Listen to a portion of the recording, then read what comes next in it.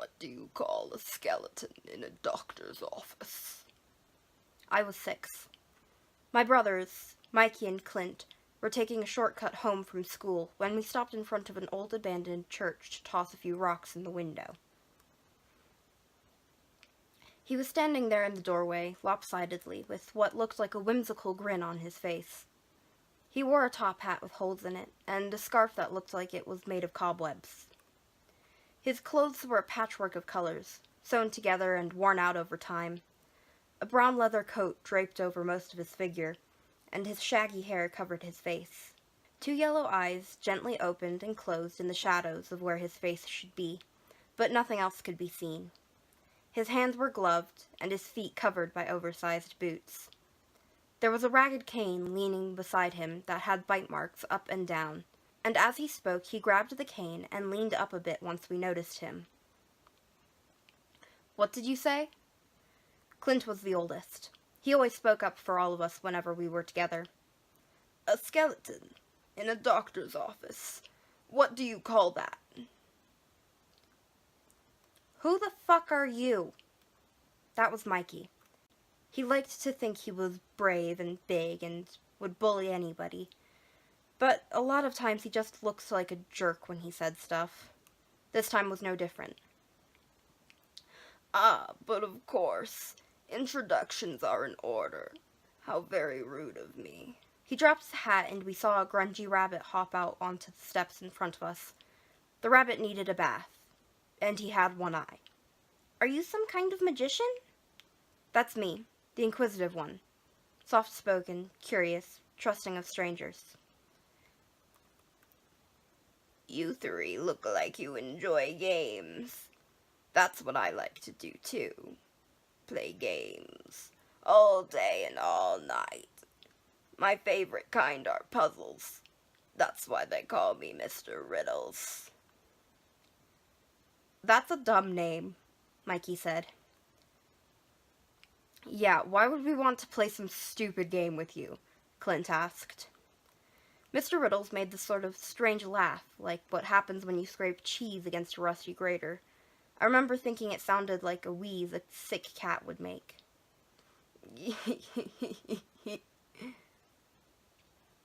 You have to play, and you have to win. Those are the rules. "What do we win?" I asked. It's a surprise. Clint rolled his eyes. "This is a waste of time. Let's go home," he said as he picked up a rock and then tossed it right at Mr. Riddle's jacket. The stone seemed to pass right through him to the other side. That caught our attention, and Mikey let his jaw drop. "Are you some kind of ghost?" I told you already. I like to play games, and I find people who need to play. Simple as that. "All right, I'll bite. What do you call a skeleton at a doctor's office?" Clint said with a sigh. Are you giving up? "Huh?" Most people guess first. You get 3 tries. "I'll guess," I offered as I stepped toward the tall, lanky man. I wanted to see if I could make out his face, but I couldn't. I wasn't sure it was a man at all. "A skeleton in a doctor's office. Is that a display?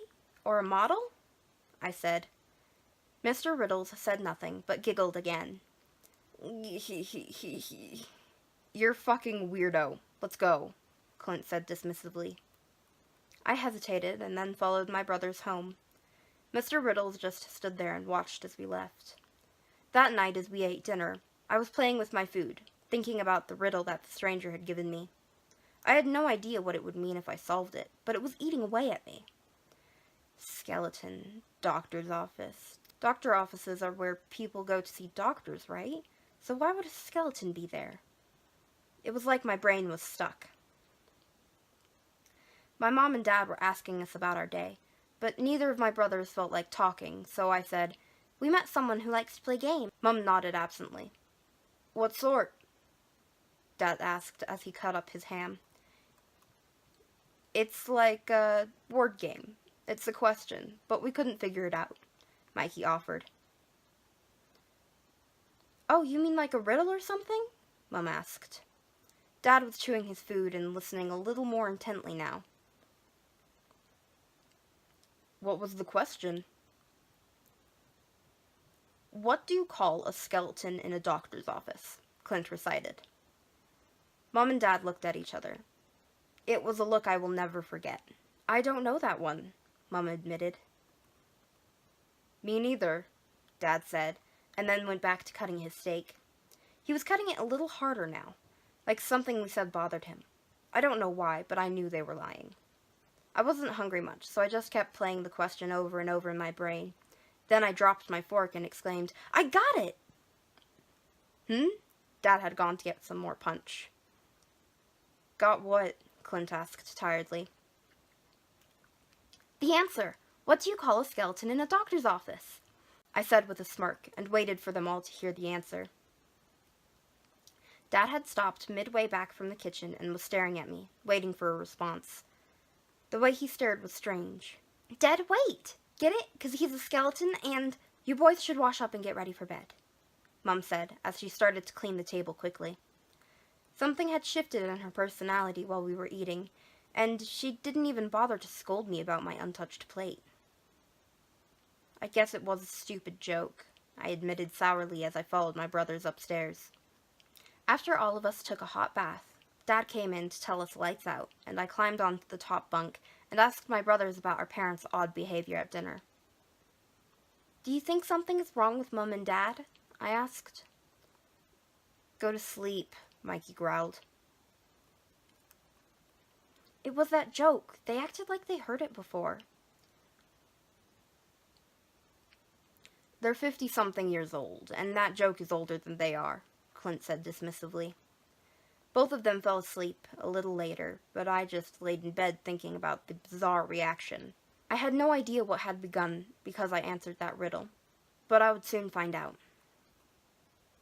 I just stared at the alarm clock thinking of the strange things that happened until around 3:30. Then there was a whisper.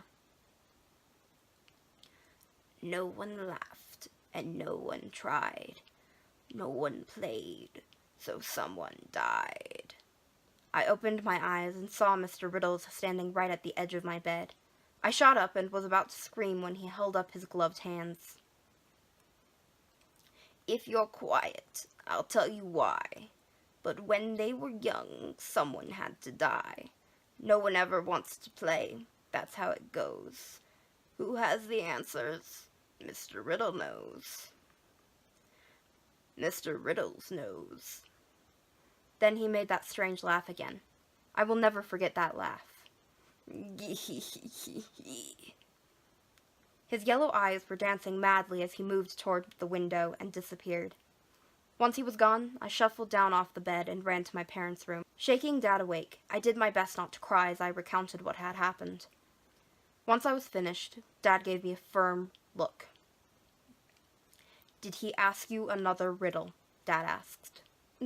No, just some weird poem. Good, that's good, Dad said, as he tried his hardest not to cry. What's wrong? Did I do something wrong? I asked. No, you did great. Listen to me, he's going to come again. When he does, you have to play. You have to keep playing, do you understand? What? Why? I asked nervously. His face was one of pure terror. Promise me that you will, Dad asked. He had this crazed look in his eyes. Dad, I'm scared. You're scaring me. He grabbed my collar. Promise me. Yes, I promise. I'll play. Good. Now go back to bed. He released his grip from me and shuffled me back to the top bunk before checking on my brothers. But I didn't sleep a wink that night. Any time I felt exhausted, I kept hearing that strange laughter.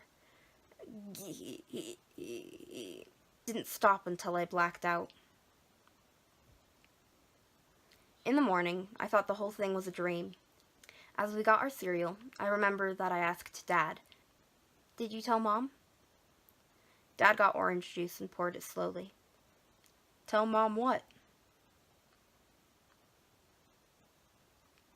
About Mr. Riddles, I said, and I noticed his hands shake as he sat down. I don't know what you're talking about. he said in a deadpan voice as the others got to the kitchen. Another lie. 3 of us were out the door by 7:13 to catch the bus. It was about 12 blocks to get to the stop, so we had to leave early. Mr. Riddles met us halfway there. You've made a mistake and you need to tell a lie. No one believes you. Do you know why? Clint just walked right past him. "Fuck off," he said as he kept going. Mike followed, and they got about a block away, when suddenly both turned around and came back. I was just standing there, too scared to move as our older brother returned. "Don't be a chicken," Mikey growled. I can't move," I said frantically.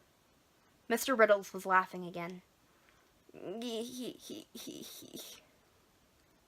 do you mean you can't move?" Clint said as he grabbed my hand and pulled. But I didn't budge. "This is too much. We're gonna miss the bus," he said. But I found I couldn't budge an inch. Dad's words rang in my head. Always have to play, and always have to win. Maybe one of your brothers knows the answer. His eyes were shining. No, I know," I said frantically, before either of them said a word. You've got 2 tries.